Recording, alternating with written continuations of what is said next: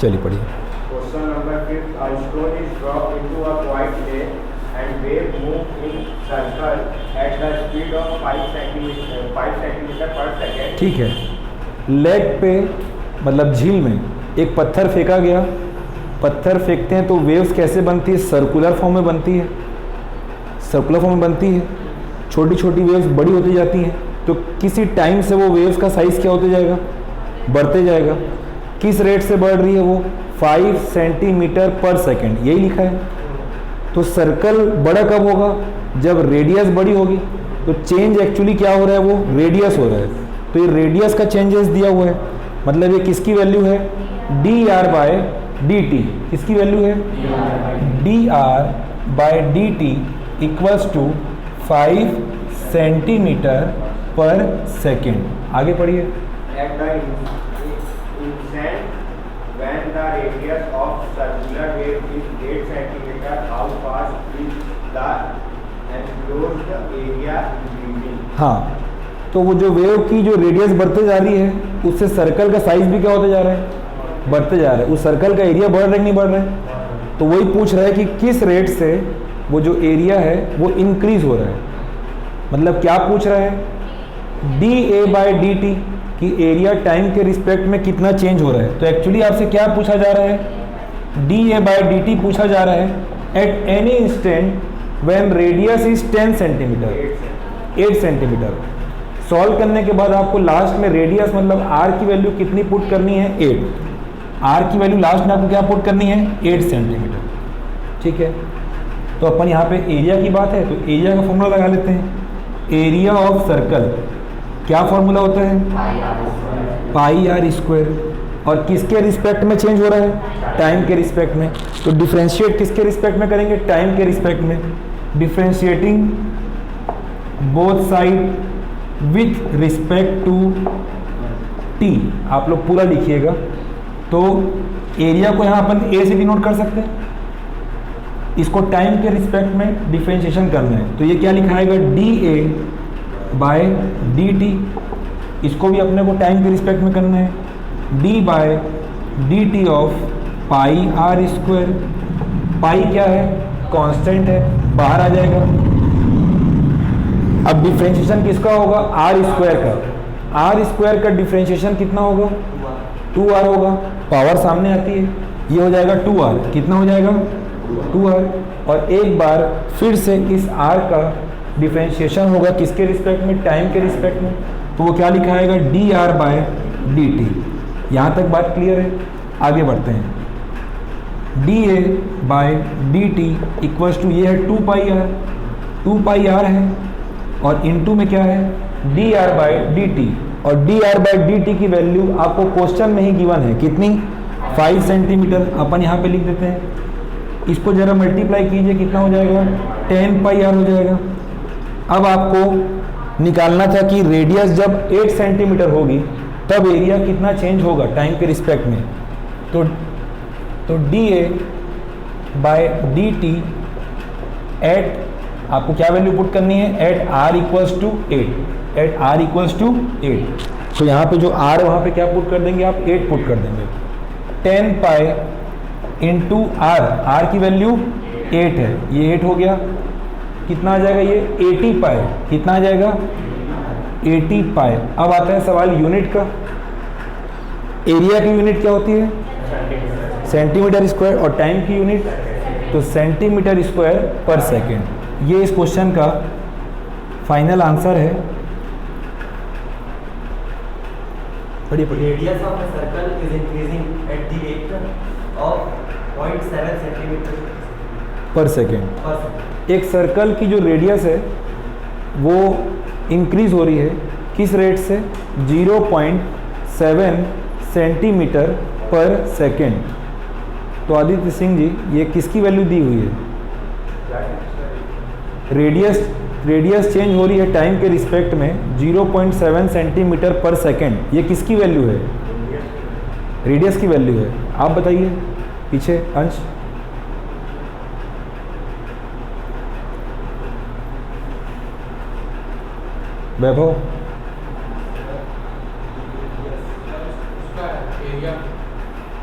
Vasudha, very good. D r by D T की value है, radius change हो रही है किसके रिस्पेक्ट में, टाइम के रिस्पेक्ट में, मतलब D r by D T की वैल्यू है ये। अरे इन टर्म्स को थोड़ा समझना सीखे ना, तभी तो आंसर आएगा भाई। D r by D T की वैल्यू है कितनी, 0.7 सेंटीमीटर पर सेकेंड। आगे बढ़िए। What is the rate of increasing of its circumference? हाँ, तो इसका सरकमफेरेंस किस रेट से बढ़ रहा है, मतलब किसकी वैल्यू पूछ रहा है। सरकमफेरेंस को हम लोग सी से सपोज, ठीक है, सरकमफेरेंस किस रेट से बढ़ रहा है, तो D C by D T पूछ रहा है। क्या पूछ रहा है, अगर हम सरकमफेरेंस को सी से रिप्रेजेंट करें तो आपसे पूछ रहा है कि सरकमफेरेंस किस रेट से बढ़ेगा। अच्छा, बढ़ेगा कि नहीं बढ़ेगा, रेडियस बढ़ रही है तो सरकमफेरेंस भी क्या होगा, चेंज होगा ना। आपसे पूछ रहा है D C by D T, ये आपसे पूछा जा रहा है। क्वेश्चन कंप्लीट हो गया कि बचा है, ठीक है। यहाँ पे सी क्या है, सरकमफेरेंस किसका, सर्कल का। सरकमफेरेंस ऑफ सर्कल, पुरानी यादें ताज़ा करते हैं पीछे से आदित्य सिंह से। सरकमफेरेंस ऑफ सर्कल का फॉर्मूला बताइए। 2 पाई आर, वेरी गुड। क्या होता है ये, 2 पाई आर। इसको सी से रिप्रेजेंट कर देते हैं, सी इक्वल्स टू 2 पाई आर। किसके रिस्पेक्ट में डिफ्रेंशिएशन करना है, मतलब टाइम के रिस्पेक्ट में। किसके रिस्पेक्ट में, टाइम के रिस्पेक्ट में। Differentiating both side with respect to time. इधर करेंगे तो ये क्या बनेगा, d C by D T, ये d by D t of 2 pi r. 2 pi constant term है, बाहर आ जाएगा। D by D t of r, r का डिफरेंशिएशन कितना होगा,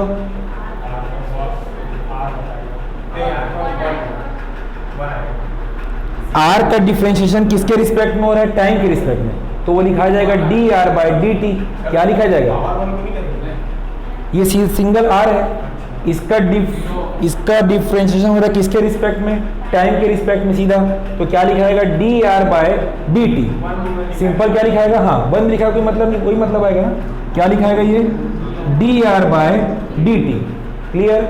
और d are by D T की वैल्यू क्या हो, क्या क्वेश्चन में गिवन है 0.7, पुट कर देते हैं सीधा 0.7 इंटू करेंगे कितना आ जाएगा 1.4 पाई, 1.4 पाई। अब सवाल आता है यूनिट, ध्यान से देखें, सरकमफेरेंस की यूनिट क्या होगी हर्ष, सेंटीमीटर ही होगी, क्योंकि आप एक राउंड घूम रहे हैं तो कितना सेंटीमीटर घूमे या कितना मीटर घूमे, इसकी सेंटीमीटर और टाइम की सेकेंड, तो सेंटीमीटर पर सेकेंड। एक बार आंसर मैच कर लीजिए पीछे से। The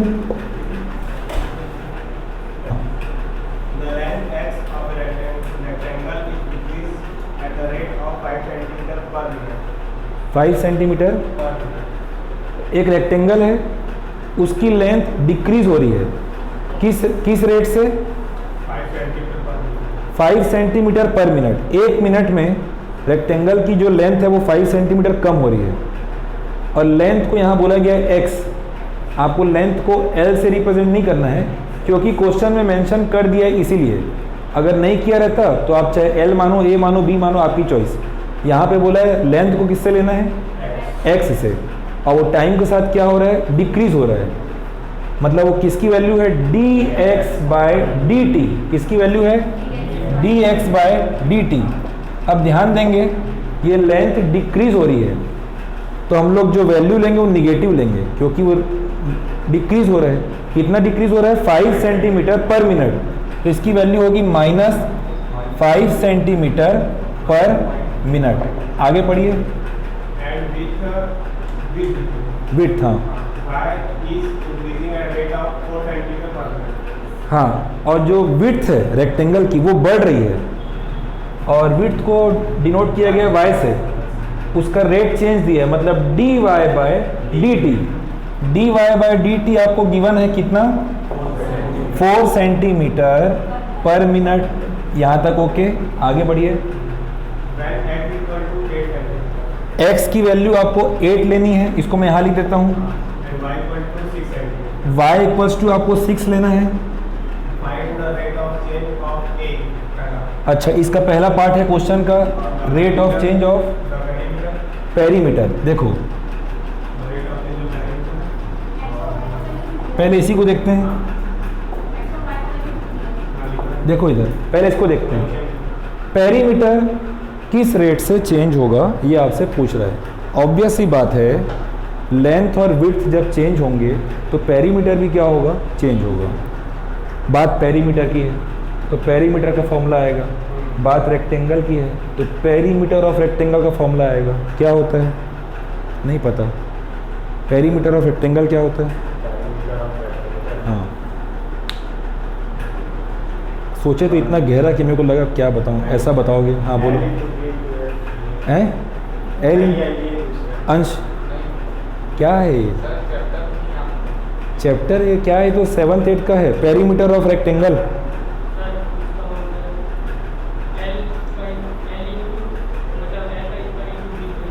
क्या बोल रहे हो? क्या है बोलो। 2 इंटू एल प्लस बी, ये फॉर्मूला है पेरीमीटर ऑफ रेक्टेंगल का। 2 इंटू लेंथ प्लस ब्रेड्थ। यहाँ पे लेंथ को किससे डिनोट किया गया है? एक्स से, तो एक्स लिखेंगे, प्लस ब्रेड्थ को किससे किया गया है? विड्थ को वाई से। पेरीमीटर को अपन पी से रिप्रेजेंट कर देते हैं। और आपको पेरीमीटर का चेंज निकालना, रेट चेंज, तो किसके रिस्पेक्ट में करना है? टाइम के रिस्पेक्ट में। Differentiating both side generally with respect to time. ये क्या लिखाएगा? D p by D t. 2 constant है, पहले इसको लिख देता हूँ, डी बाय डी टी। एक बार लिख देते हैं एक्स प्लस वाई, ऐसा ही है। 2 कॉन्स्टेंट बाहर आ गया। अब d by D T X का भी है और plus d by D T Y का भी है, तो दोनों का है, राइट है। तो ये D X by D T plus D Y by D T. बोलिए यहाँ तक कोई दिक्कत तो नहीं है? आगे बढ़ते हैं। 2 का 2, D X by D T की वैल्यू आपको क्वेश्चन में गिवन है कितना? -5, और D Y by D T की वैल्यू 4। सीधा पुट कर दिए, ये सॉल्व होकर कितना आएगा? अब मल्टीप्लाई होगा तो -2। यूनिट देखना है, पेरीमीटर की यूनिट सेंटीमीटर, टाइम की यूनिट, हाँ इसमें मिनट है, इस क्वेश्चन में मिनट है, सही बोल रही है। टाइम की यूनिट यहाँ पे क्या है? मिनट। तो क्या लिखा आएगा? सेंटीमीटर पर मिनट, सेंटीमीटर पर मिनट। अब इसकी वैल्यू पुट करने की जरूरत पड़ी ही नहीं अपने को, है ना। हो सकता है इसके सेकंड पार्ट में पड़ेगा जरूरत। इस क्वेश्चन का सेकंड पार्ट है rate change of area, area of rectangle, कि जो रेक्टेंगल का एरिया है वो किस रेट से चेंज हो रहा है। तो आपको एरिया ऑफ रेक्टेंगल का फॉर्मूला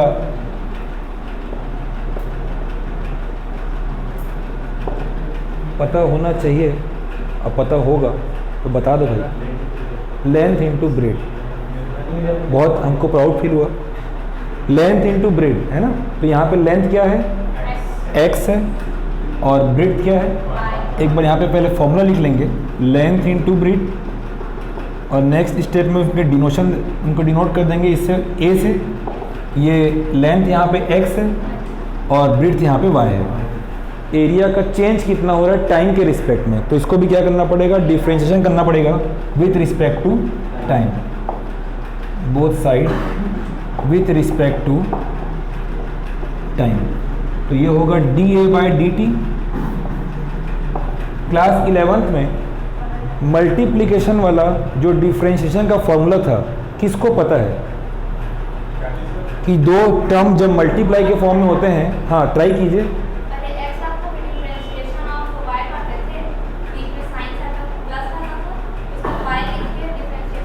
वेरी गुड। 2 टर्म का जब मल्टीप्लाई रहता है, राइट बोल रहे एकदम, वेरी गुड। फर्स्ट टर्म लेते हैं और differentiation of second plus second term और फिर डिफ्रेंशिएशन ऑफ फर्स्ट टर्म। ये है मल्टीप्लिकेशन वाला फॉर्मूला, u इंटू वी वाला। तो फर्स्ट टर्म हम ले लेते हैं x और डिफ्रेंशिएशन किसका करना है? सेकंड टर्म का। तो क्या लिखा आएगा? D Y by D T, फिर बीच में आता है प्लस, फिर लेंगे सेकंड टर्म और हम लोग करेंगे फर्स्ट टर्म का डिफरेंशिएशन। तो ये लिखाएगा dx बाय dt। ये मल्टीप्लिकेशन वाला डिफरेंशिएशन का फॉर्मूला है, बेसिक फॉर्मूला है। ये हो गया x। dy बाय dt की वैल्यू देखिए आपके क्वेश्चन में कितना था, 4। तो इसके बीच में कौन सा साइन है, मल्टीप्लाई। वैल्यू कितनी है, 4 प्लस y हो गया, और dx बाय dt की वैल्यू -5। ये आ जाएगा 4x, ये आ जाएगा -5y। आपको ये एरिया में कितना चेंज हो रहा है ये आपको बताना है किस वैल्यू पे, x इक्वल्स टू 8 और y इक्वल्स टू 6 पे। तो यहाँ पे लिख देंगे at dA by dt at क्या क्या वैल्यू पुट करनी है, x equals to 8 and y equals to 6, बस यहाँ पे लास्ट में पुट कर देंगे। तो ये हो जाएगा 4 इंटू 8 माइनस 5 इंटू 6, कितना आएगा ये 32 माइनस 30 कितना आ गया 2।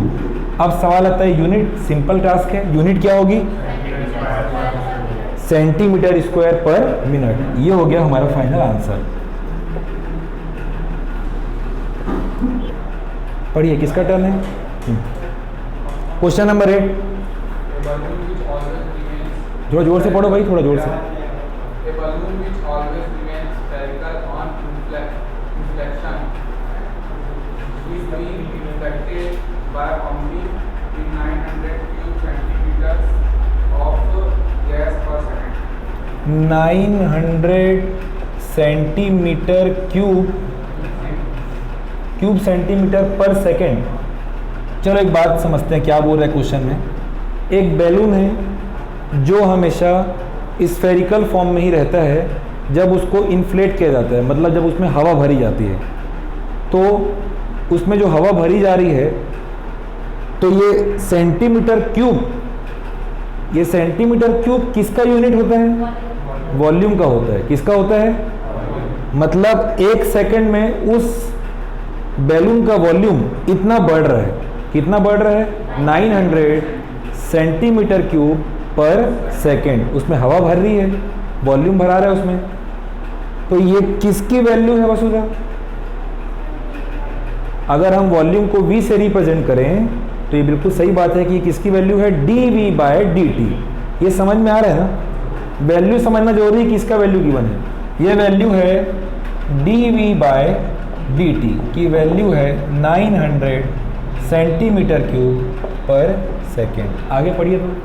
Find the rate at which the radius of the balloon increases when the radius is 15 centimeter. तो बोल रहा है कि रेडियस किस रेट से चेंज हो रहा है, मतलब क्या पूछ रहा है आपसे, dr बाय dt आपसे पूछा जा रहा है। एट एनी इंस्टेंट रेडियस क्या लेना है, 15 ना। हाँ, आपको लास्ट में r की वैल्यू क्या लेना है, 15 सेंटीमीटर लेना है। ठीक है। वॉल्यूम, बैलून का शेप कैसा है, स्फेरिकल दिया हुआ है। तो ये जो वॉल्यूम है वो बैलून का वॉल्यूम है, और जो बैलून है वो स्फेरिकल शेप में है। मतलब आपको चाहिए वॉल्यूम ऑफ स्फेयर। एक ही स्टूडेंट बता सकता है, बताइए volume of sphere. Volume of sphere 4/3 pi r square. पास पहुंच चुके हो, पास। थोड़ा और सोचो, थोड़ा सा माइनर सा मिस्टेक है, बहुत करीब हो। रेस्ट हाउस पहुंच चुके हो, थोड़ा सा बस बचा है, घर थोड़ा सा बचा है बस। हाँ आ गया आ गया। ये एक बात बताओ, स्फेयर में हाइट कहाँ से है, बताओगे क्या सिद्धार्थ जी? हाँ very good. Volume of spherical balloon है ना, फॉर्मूला है 4/3 पाई आर क्यूब। वॉल्यूम को डिनोट करते हैं v से, 4/3 पाई आर क्यूब। किसके रिस्पेक्ट में, टाइम के रिस्पेक्ट में। Differentiating both side with respect to, आप लोग भी ऐसे लिखते होगे ना, हाँ, बाद में कब लिखोगे कोई बात नहीं आता, चलो टाइम के रिस्पेक्ट में dv by dt, d by dt of 4/3 pi r cube. 4/3 pi constant है, बाहर आ गया पूरा पूरा। r क्यूब का जब डिफरेंशिएशन करेंगे कितना आएगा अंश? ये आएगा 3r स्क्वायर आएगा। पहले कितना आएगा? 3r स्क्वायर आएगा। सिद्धार्थ जी इसमें डाउट हुआ कि नहीं? हाँ, कल का क्लास देखना। उसके बाद रेडियस का फिर से तो क्या होगा? dr by dt। यहाँ तक किसी को डाउट? dv बाय dt की वैल्यू कितनी है? 900। इसके बदले क्या पुट कर दो? 900, ज़्यादा ऊपर हो जाएगा ये। इक्वल्स टू ये 3 और 3 कैंसिल हो गया, ये 3 और ये 3 कैंसिल, क्या बचा?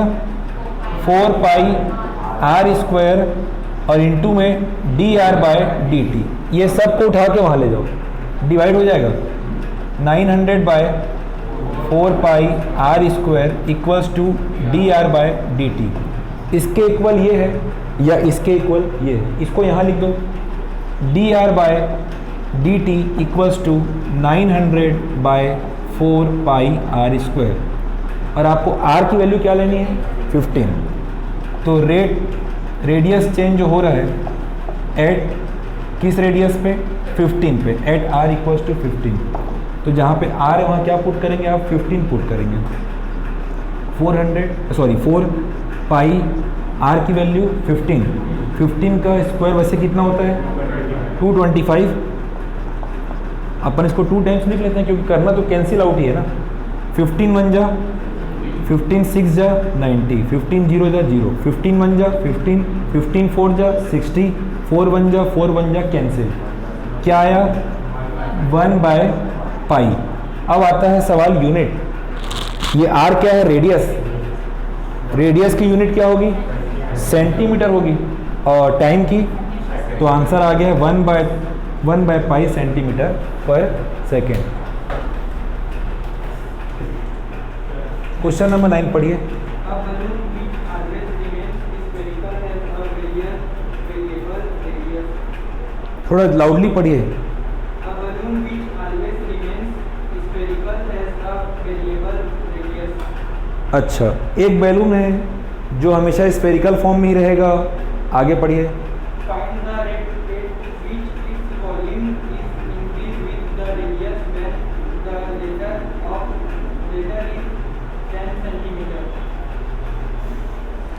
वॉल्यूम किस रेट से चेंज होगा उस बैलून का, ये पूछा जा रहा है।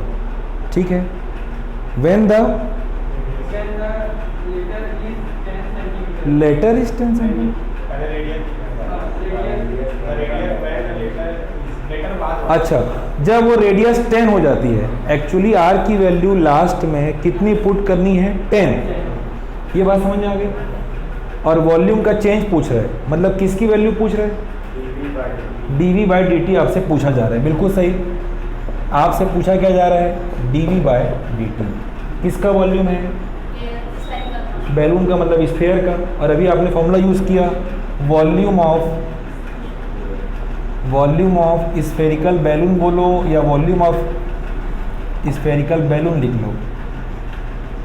क्या होता है? 4/3 पाई r क्यूब। वॉल्यूम को v से रिप्रेजेंट कर लो, 4/3 पाई r क्यूब। वही line, differentiating both side with respect to time, dv by dt। 4/3 pi को सामने निकाल दो, कांस्टेंट निकल गया। r क्यूब का क्या होगा? अभी किए थे, क्या था? 3r स्क्वायर, और एक बार r का फिर से, तो dr बाय dt। पिछले क्वेश्चन में क्या था? इसकी वैल्यू गिवन थी, इधर पूछा था। इसमें इसकी वैल्यू गिवन है, वो पूछ रहा है ना। चलो देखते हैं। लेकिन रेट चेंज की वैल्यू नहीं दी है इसमें, रेडियस चेंज की नहीं दी है ना। एक मिनट, क्वेश्चन को पहले पढ़ो तो अच्छे से। कोई थोड़ा अच्छे से लाउडली पढ़िए, कौन पढ़ेगा? मेरे को क्लियर एक एक वर्ड सुनाई दे, पढ़ो तो। The balloon which always remains spherical has a variable radius. Find the rate at which its volume is increasing with the radius when the अरे देखो, यहाँ पे जो वॉल्यूम चेंज हो रहा है वो विथ रेडियस बोल रहा है, मतलब आपसे dv/dr पूछ रहे हो। समझ में आया?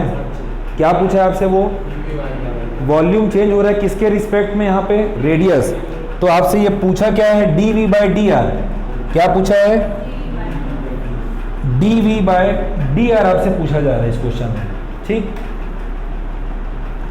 dv/ क्या पूछा जा रहा है? dr, ये आपसे पूछा जा रहा है, ठीक है। अब देखिए, ये यहाँ तक अपन जाने देते हैं। हमको r के रिस्पेक्ट में क्या करना था यहाँ पे? डिफरेंशिएशन, क्योंकि रेडियस के रिस्पेक्ट में वॉल्यूम कितना चेंज हो रहा है ये सवाल है ना। तो आपसे पूछा dv/dr जा रहा है, तो इस बार आप टाइम के रिस्पेक्ट में नहीं करेंगे, क्या करेंगे आप? रेडियस के रिस्पेक्ट में। तो यहाँ से किसके रिस्पेक्ट में? रेडियस के रिस्पेक्ट में।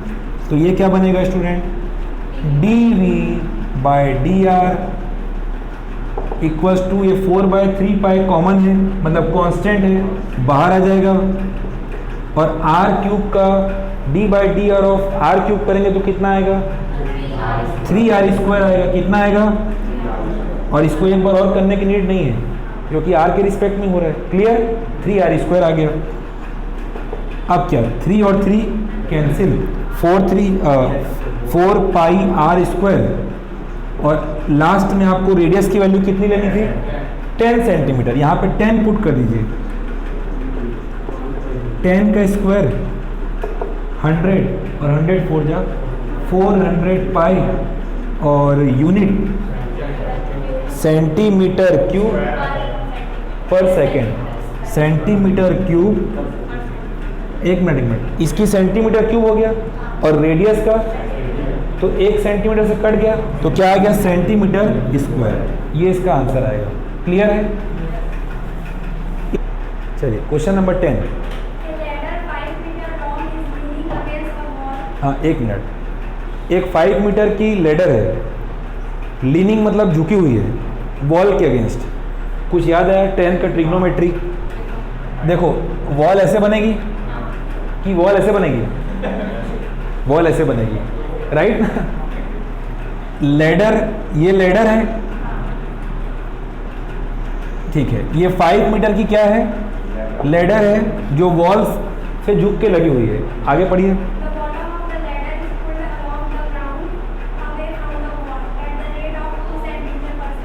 फिर से इस लाइन को पढ़िए, समझ नहीं आया।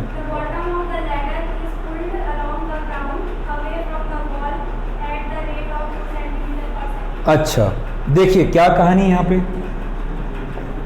ये जो लेडर है इसके बॉटम को पुल किया जा रहा है away from the wall, wall से दूर। ये सीढ़ी को जब आप इधर खींचोगे तो ये सीढ़ी नीचे झुकेगी नहीं झुकेगी? झुकेगी ना। ये जैसे जैसे दूर जाते जाएगा लेडर, तो ये लेडर ऐसा यहाँ पे आके समझो ऐसा कुछ आएगा क्या? राइट, समझ में आ गई ना बात? किस रेट से हम लेडर को उधर मूव कर रहे हैं? 1 सेकंड में 2 सेंटीमीटर हम खिसका रहे हैं लेडर को, तो जिससे वो लेडर दूर होते जा रही है और उसकी जो हाइट है लेडर की वो क्या होते जा रही है? कम होते जा रही है। पढ़िए आगे।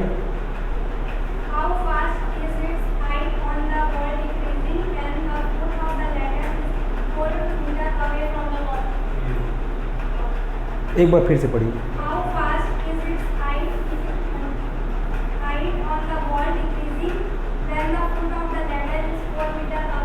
बिल्कुल सही, यही सवाल पूछ रहे हैं कि हाइट किस रेट से डिक्रीज हो रही है उस लेडर की वॉल में, है ना? डिक्रीज हो रही कि नहीं हो रही हाइट? बिल्कुल हो रही है। किस रेट से हो रही है यही पूछ रहे हैं।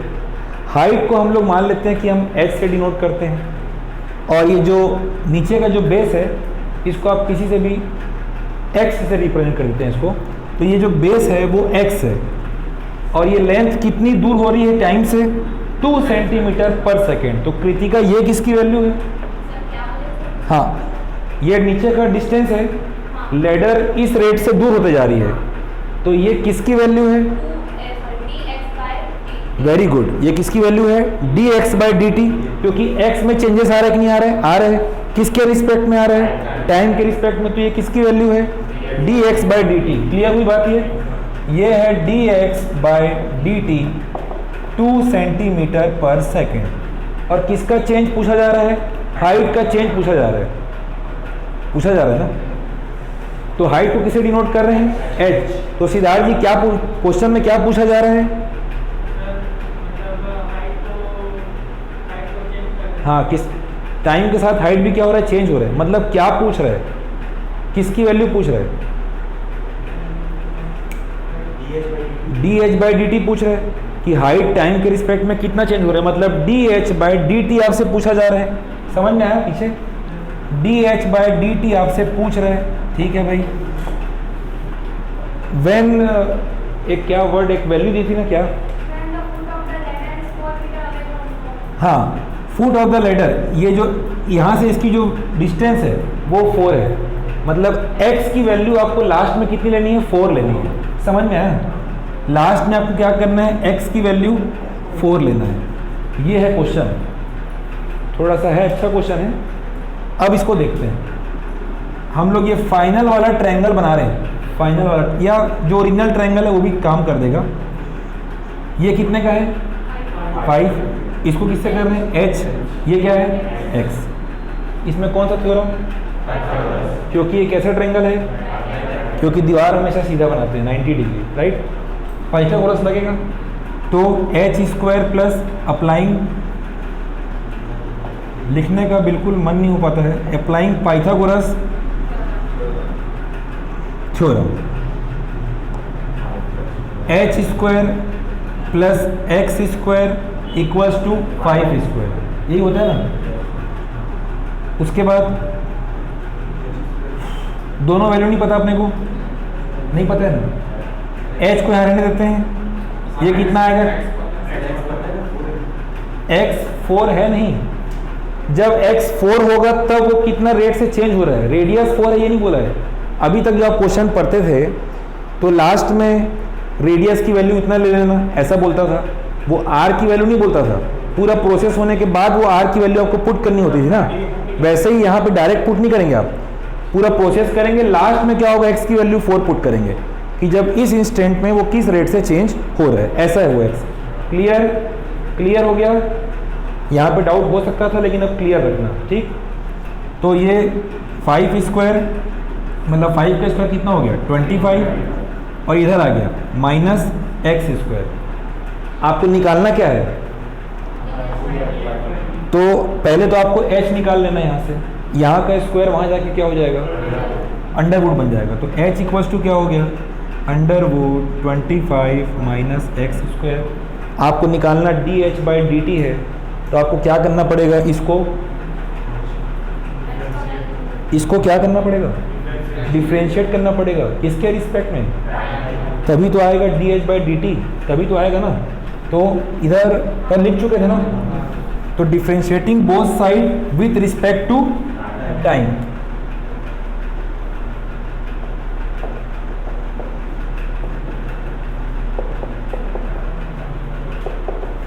ये क्या लिखाएगा? dh/dt। ये थोड़ा नया चीज़ आया। नया नहीं है, देखो इधर ध्यान से देखिए। आपका भी अब क्लियर होगा सिद्धार्थ जी, है ना।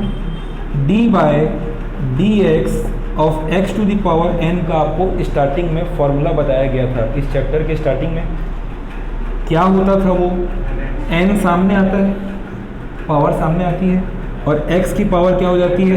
n-1। ये क्लियर?